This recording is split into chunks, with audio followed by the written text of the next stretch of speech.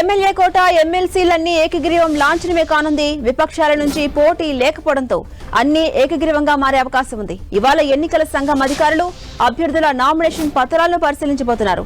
ఎల్లుండితో నామినేషన్ల ఉపసంహరణ గడువు ముగియబోతుండగా ఉపసంహరణ గడువు ముగిశాక ఏకగ్రీవమైనట్టు అధికారికంగా ప్రకటించబోతున్నారు.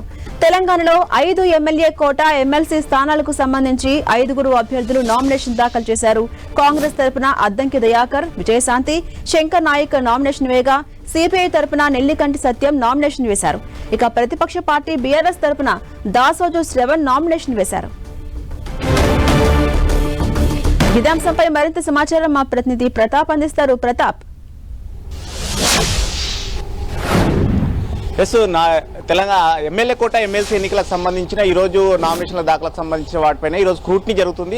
నామినేషన్ల పరిశీలనకు సంబంధించి ఎవరెవరు ఏ విధంగా వేశారు, నామినేషన్లు సరిగ్గా ఉన్నాయా లేదా అనే దానికి సంబంధించి కూడా అసెంబ్లీ అధికారులు ఈ రోజు వాటిని స్క్రూటినీ చేయనున్నారు. ముఖ్యంగా కాంగ్రెస్ పార్టీ తరఫున ఇప్పటికే 3 నామినేషన్లు వేయడం జరిగింది. నిన్న సాయంత్రం 3 గంటలకు నామినేషన్ల గడువు ముగియడంతో మొత్తం దానికి స్క్రూటినీకి సంబంధించిన ప్రక్రియ అంతా ఈ రోజు చేపడుతున్న పరిస్థితి అయితే ముఖ్యంగా కాంగ్రెస్ పార్టీ తరఫు నుంచి అద్దంకి దయాకర్, విజయశాంతి, శంకర్ నాయక్ 3 వేయడం జరిగింది. సిపిఐ నుంచి నెల్లికంటి సత్యం, బీఆర్ఎస్ నుంచి దాసోజు శ్రవణ్ ఈ 5 మంది కూడా ఎమ్మెల్యేల సంతకాలతోటి బలపరిచిన అభ్యర్థులంతా కూడా సంతకాలు నామినేషన్ వేయడం జరిగింది. ముఖ్యంగా ఒక్కొక్క అభ్యర్థి నామినేషన్ వేయాలంటే ఖచ్చితంగా 10 మంది ఎమ్మెల్యేల సంతకాలతోటి బలపరచాల్సి ఉంటుంది. అయితే ఈ విధంగా మొత్తం ఈ కాంగ్రెస్ పార్టీకి సంబంధించిన ఎమ్మెల్యేలు కానీ అదేవిధంగా మిత్రపక్షం సిపిఐకి సంబంధించిన అభ్యర్థి నెల్లికంటి సత్యం, అదేవిధంగా బీఆర్ఎస్ అభ్యర్థి దాసోజు శ్రవణ్ ఈ 5 మంది కూడా ఎమ్మెల్యేలు బలపరిచిన నామినేషన్లు దాఖలు చేయడం జరిగింది. ముఖ్యంగా వీరితో పాటు 3 అభ్యర్థులు నామినేషన్లు ఏ ఒక్క ఎమ్మెల్యే సంతకం కూడా చేయకుండా వారు దాఖలు చేయడం పరిస్థితి ఉంది. కంటే సాయన్న, అదేవిధంగా సిలివేరు శ్రీకాంత్, చాలిక చంద్రశేఖర్ ఈ 3 అభ్యర్థులు కూడా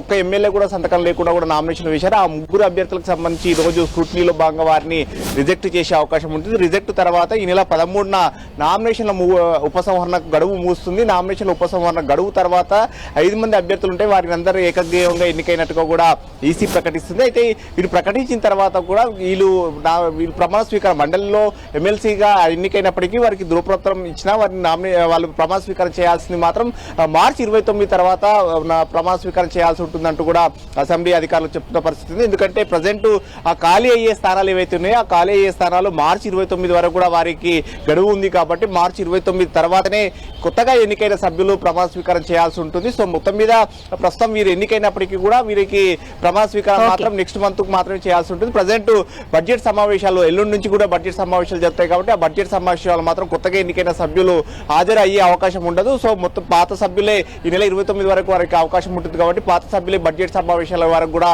వారే కొనసాగే అవకాశం ఉంటుంది. Right, thank you Pratap.